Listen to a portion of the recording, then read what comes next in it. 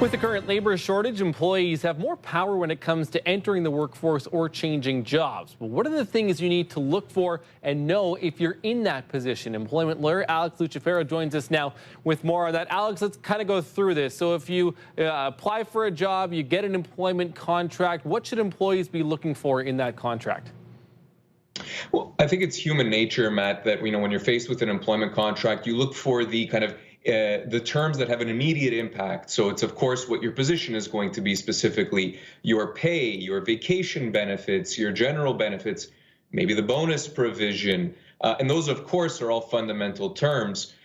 There are other terms usually lurking, Matt, on pages 3, 4, and 5 of a formal employment contract that can have actually a greater impact on one's employment.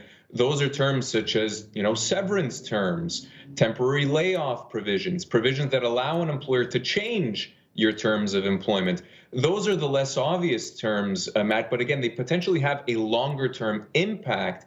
And those are terms perhaps, along with, one's pay or one's position, that might be negotiable as well. So let's talk about those terms too, and you talk about negotiating too. What can employees negotiate? Where is the limit? And again, we talk about the labor shortage and employees having a little bit more power. Is everything on the table, or are a few things maybe focusing on a few, one or two of those things?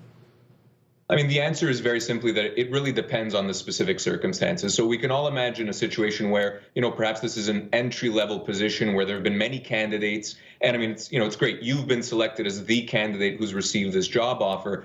But in those circumstances, Matt, I have to say the chances of an employment contract or those terms being negotiable is probably not particularly high. An employer may very well feel as though, if we don't pick candidate number 1, we could pick candidate number 2 in a long list of potential candidates.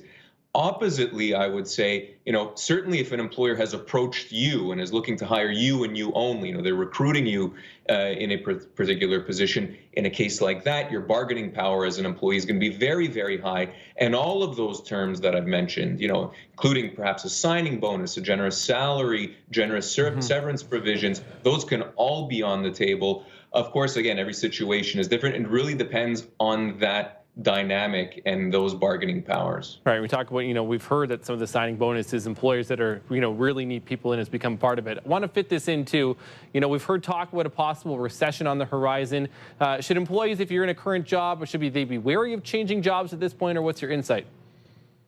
Yeah, I mean, when we're talking about a potential recession, the concern is always termination and losses of employment and the unemployment rate going up. And of course, that's a concern. Those employees would certainly be owed a severance. But for employees that are currently employed and perhaps thinking of making a change, it really does depend on what's on offer from the other side. So I'd certainly encourage employees to have conversations with potential employers and explore those opportunities.